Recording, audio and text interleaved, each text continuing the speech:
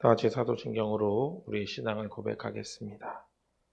전능하사 천지를 만드신 하나님 아버지를 내가 믿사오며 그 외아들 우리 주 예수 그리스도를 믿사오니 이는 성령으로 잉태하사 동정녀 마리아에게 나시고 본디오 빌라도에게 고난을 받으사 십자가에 못 박혀 죽으시고 장사한 지 사흘 만에 죽은 자 가운데서 다시 살아나시며 하늘에 오르사 전능하신 하나님 우편에 앉아 계시다가 자리로서 산 자와 죽은 자를 심판하러 오시리라.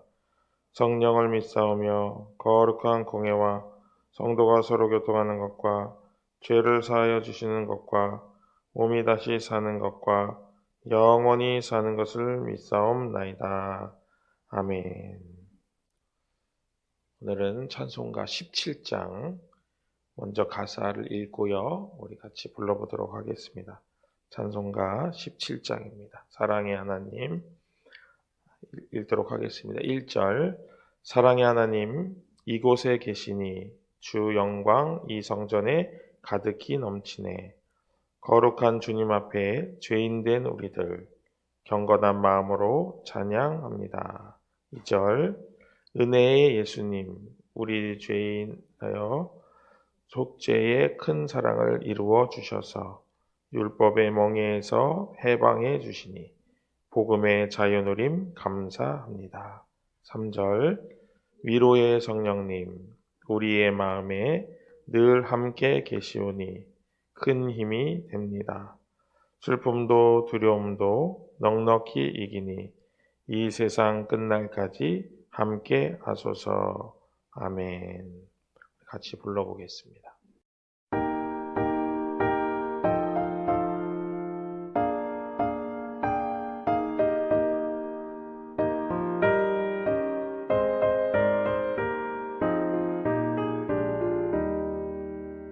사랑의 하나님 이곳에 계시니 주 영광이 성전에 가득히 넘치네.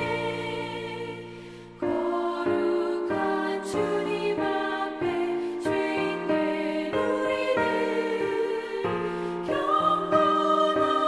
경건한 마음으로 찬양합니다. 은혜의 예수님 우리 죄인하여 속죄의 큰 사랑을 이루어 주셔서 율법의 멍에에서 해방해 주시니 복음의 자유 누림 감사합니다.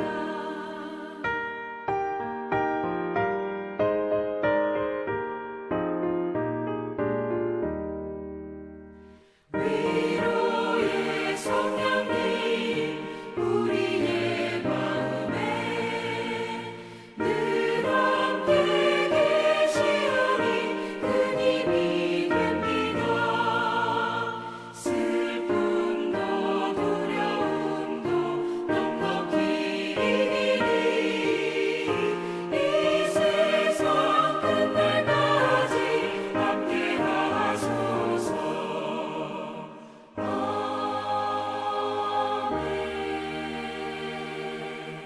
창세기 43장 1절부터 14절입니다. 제가 읽겠습니다. 여러분 같이 눈으로 읽으시면 되겠습니다.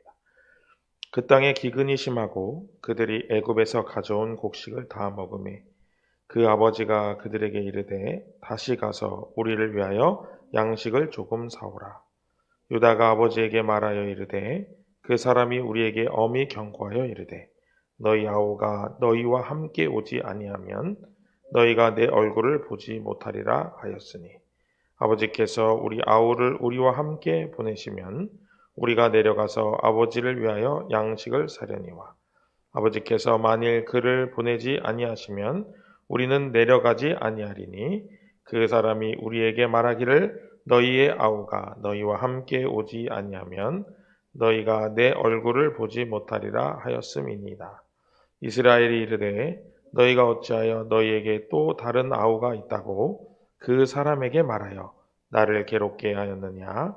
그들이 이르되 그 사람이 우리와 우리의 친족에 대하여 자세히 질문하여 이르기를 너희 아버지가 아직 살아 계시느냐? 너희에게 아우가 있느냐? 하시기로 그 묻는 말에 따라 그에게 대답한 것이니 그가 너희의 아우를 데리고 내려오라 할 줄을 우리가 어찌 알았으리까? 유다가 그의 아버지 이스라엘에게 이르되 저 아이를 나와 함께 보내시면 우리가 곧 가리니 그러면 우리와 아버지와 우리 어린 아이들이 다 살고 죽지 아니하리이다. 내가 그를 위하여 담보가 되오리니 아버지께서 내 손에서 그를 찾으소서. 내가 만일 그를 아버지께 데려다가 아버지 앞에 두지 아니하면 내가 영원히 죄를 지리이다. 우리가 지체하지 아니하였더라면 벌써 2번 갔다 왔으리이다. 그들이 아버지 이스라엘이 그들에게 이르되 그러할진대 이렇게 하라. 너희는 이 땅의 아름다운 소산을 그릇에 담아가지고 내려가서 그 사람에게 예물로 드릴지니 곧 유향 조금과 꿀 조금과 향품과 모략과 유향나무 열매와 감 복숭아이니라. 너희 손에 갑절의 돈을 가지고 너희 차로 아귀의 도로 넣어져 있던 그 돈을 다시 가지고 가라. 혹 잘못이 있었을까 두렵도다. 내 아우도 데리고 떠나 다시 그 사람에게로 가라. 전능하신 하나님께서 그 사람 앞에서 너희에게 은혜를 베푸사 그 사람으로 너희 다른 형제와 베냐민을 돌려보내게 하시기를 원하노라. 내가 자식을 잃게 되면 이르리로다. 아멘. 오늘 43장의 말씀은 큰 특색이 없는 42장과 44장을 연결해주는 그런 역할을 하는 장입니다. 그래서 여러분 가지고 있는 성경에도 아마 별로 큰 제목이 없을 거예요. 그리고 쭉 한 장이 전체가 하나의 덩어리로 되어 있는 것을 우리가 보게 됩니다. 그럼에도 불구하고 오늘 말씀에서 우리는 야곱의 모습을 통해서 우리가 어떤 지혜를 소유해야 될지 우리가 한번 생각해보고 또 그 지혜를 소유함으로 평생의 삶에서 아름답게 주님 앞에 나아가는 그 길을 우리가 한번 같이 생각해보면 은혜가 될 줄로 믿습니다. 성경에서 좀 인간적인 인물을 한번 생각해보면은 여러 사람이 떠오릅니다. 이제 뭐 삼손도 좀 있을 수 있을 것 같고요. 그렇죠? 그런데 아마 거기서 제일 좀 그래도 우리랑 좀 비슷하다 이런 느낌을 주는 사람은 오늘 말씀에 나오는 야곱이 아닐까 이렇게 생각이 됩니다.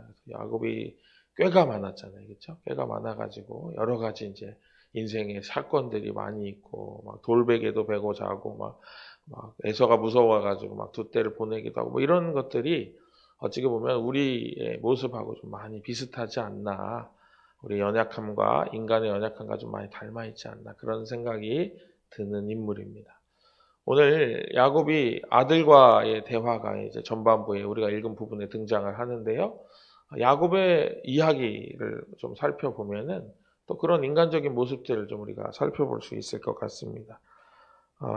6절 말씀을 제가 표준세 번역으로 한번 읽어드리겠습니다. 여러분 한번 눈으로 보시면 이스라엘이 자식들을 탓하였다. 어찌하려고 너희는 아우가 있다는 말을 그 사람에게 해서 나를 이렇게도 괴롭히느냐 이렇게 이야기를 했어요. 자식들을 벌써 첫 성경인데 첫 구절이 벌써 자식들을 탓했다 이러잖아요. 그렇죠? 괜히 니네가 나한테 아들이 또 있다고 해가지고 이런 사단이 나가지고 막 얘기하지 않냐 그러는 거죠. 유다가 이제 베냐민 없으면은 양식 구하러 못 간다고 하는 말에 이제 야곱이 반응을 하는 거죠. 그래서 내 아들 내가 제일 사랑하는 베냐민을 또 잃을 수 없다 이런 마음인 것 같아요. 그래서 우리도 종종 이렇게 좀 남 탓을 하기도 하는데 좀 심리적으로 보면은 이게 자기 방어 기제가 아닌가 그렇게 생각이 됩니다. 그러니까 책임 전가를 해서 자기에게 오는 책임을 좀 줄이고 그래야 좀 심리적 부담이 줄어들잖아요. 그러면서 자기를 좀 이렇게 보호하려는 그런 마음인 것 같아요. 제일 사랑해가지고 막 채색옷도 지어 입힐 만큼 사랑했던 요셉을 잃고 또 그의 동생인 유일한 동생인 베냐민까지 잃을 수 없다. 이런 마음이 있는 거죠. 그래서 베냐민은 안 된다. 이렇게 얘기를 하는 거예요. 그랬더니 유다가 뭐라고 하죠? 제가 책임지겠습니다. 아버지, 제가 책임지겠습니다. 제 손에서 그 베냐민을 찾으세요. 만약에 없으면은 저를 평생 원망하셔도 됩니다. 이제 이렇게 막아서는 모습을 보여줍니다. 그러면서 이야기를 하니까 또 야곱에게는 뭐 유다도 중요한 아들이잖아요. 그렇죠? 베냐민도 중요하고. 그러니까 야곱스러운 방법을 보여줍니다. 뭐냐면은 이제 토산물을 가져가고 또 이제 돈도 2배나 가져가고 그래서 그거 다 주고 대신 내 아들 뺏기지 말고 다 주고 와라 이렇게 얘기해요. 마치 에서를 만날 때 물질을 먼저 쫙 보내가지고 에서의 마음을 사려고 했던 것처럼 야곱이 또 그런 모습을 보여주는 거예요. 그러면서 인간적인 모습으로 어떻게 하면 이걸 좀 벗어나 볼까 하는 그런 모습이 보입니다. 근데 우리도 종종 그럴 때가 있어요. 어떤 일이 생기면은 먼저 이렇게 기도하고 좀 하면 좋은데 워낙 불안하고 나 걱정이 되니까 뭐 어떻게 하면 이 상황을 벗어날까 고민하기가 쉽습니다. 그리고 기도를 해도 또 마음의 안정이 안 될 때도 있어요. 워낙 너무 큰 일을 만나면 기도를 해도 뭔가 도움이 안 되는 것 같고 막 답답하고 그런 마음이 있다는 거예요.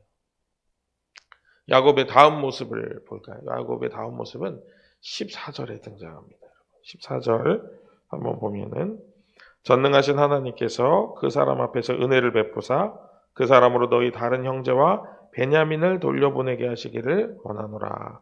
내가 자식을 잃게 되면 이르리로다 하는 생각을 해보니까 뭐 되겠어요 그거 물 좀 토산물 이런 거 돈 좀 보낸다고 잘 안 되잖아요. 뭐 애굽의 총리가 뭐 돈이 없겠어요. 뭐 그런 물질이 없겠어요. 그렇잖아요.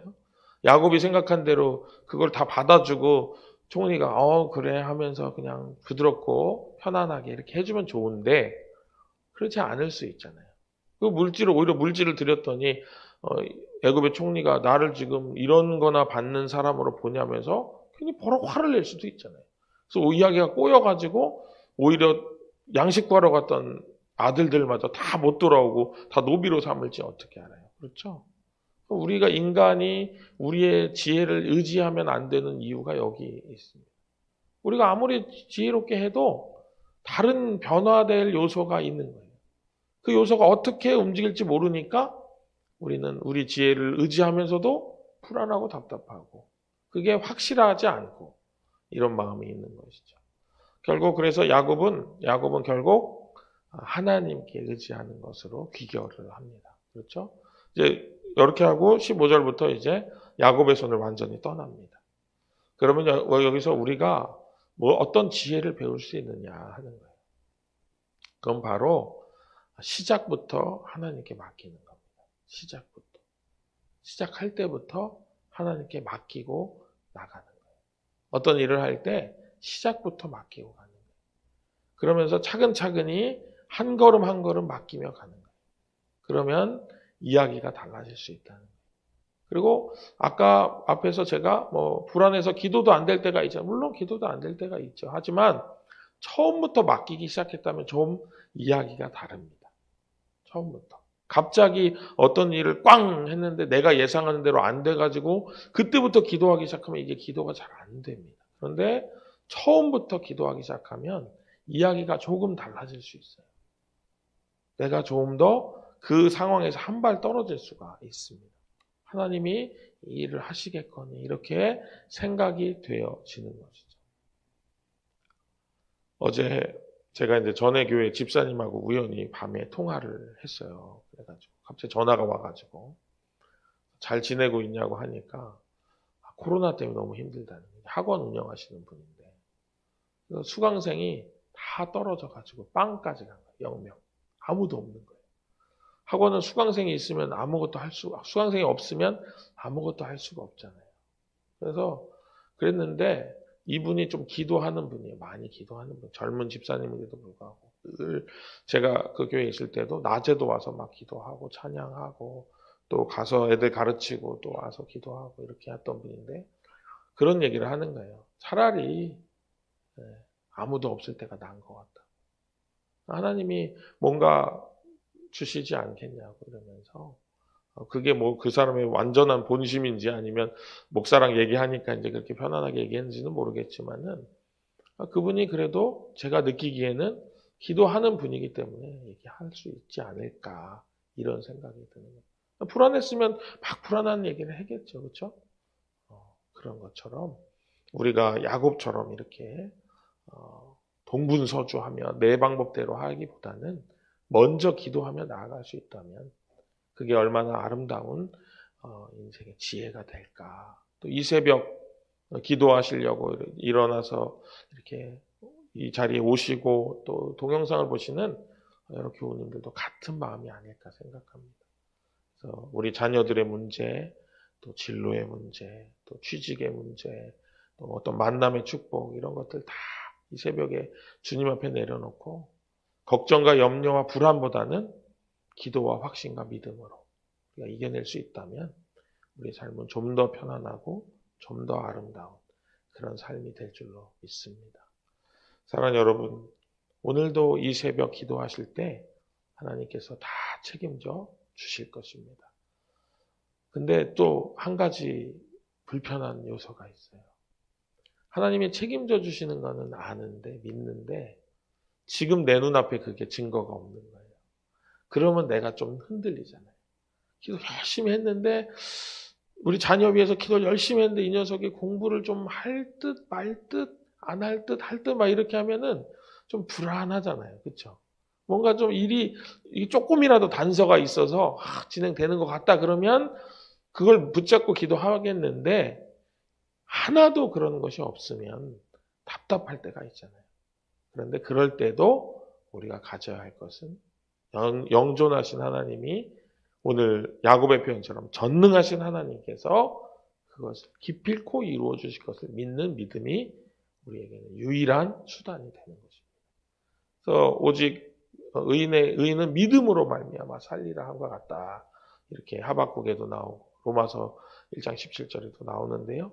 그 말씀처럼 오늘 하루 여러분들의 삶 가운데서 믿음으로 또 그 기도한 대로 이루어질 줄로 믿고 감사하며 나아가시는 귀한 하루 되시기를 주님의 이름으로 축복합니다. 기도하겠습니다. 은혜로우신 하나님 아버지, 저희들 너무나도 연약하고 부족합니다. 오늘 야곱이 남의 이야기 같지가 않습니다. 제 이야기인 것 같습니다. 인간적인 방법으로 이렇게 저렇게 어떻게든 이 일을 해결해 보려고 하지만 잘 되지 않을 때가 너무나도 많이 있습니다. 야곱의 고백처럼 전능하신 하나님께서 우리에게 은혜를 베풀어 주시기를 간절히 간구하는 그것이 우리의 유일한 수단임을 이 시간 다시 한번 깨닫습니다. 모든 일들 가운데 그 일이 진행되는 하나의 단서도 없다 할지라도 오직 그 일을 위하여 최선을 다해서 기도하고 최선을 다해서 나의 믿음을 지켜나가는 오늘 하루가 될 수 있도록 주께서 붙잡아 주시옵소서. 모든 것이 다 주님의 은혜임을 이 시간 주님께 한 번 더 고백하오니 우리의 고백을 받아주시고 우리에게 정결한 마음을 허락하여 주옵소서. 세파와 증거 없음에 흔들리지 않도록 우리를 붙잡아 주옵소서. 우리를 인도하시고 우리와 함께 하시는 전능하신 예수 그리스도의 이름으로 간절히 기도합니다. 아멘. 하늘에 계신 우리 아버지여, 이름이 거룩히 여김을 받으시오며 나라의 마옵시며 뜻이 하늘에서 이룬 것 같이 땅에서도 이루어지이다. 오늘날 우리에게 일용할 양식을 주옵시고 우리가 우리에게 죄 지은 자를 사하여 준 것 같이 우리 죄를 사하여 주옵시고 우리를 시험에 들게 하지 마옵시고 다만 악에서 구하옵소서. 대개의 나라와 권세와 영광이 아버지께 영원히 있사옵나이다. 아멘.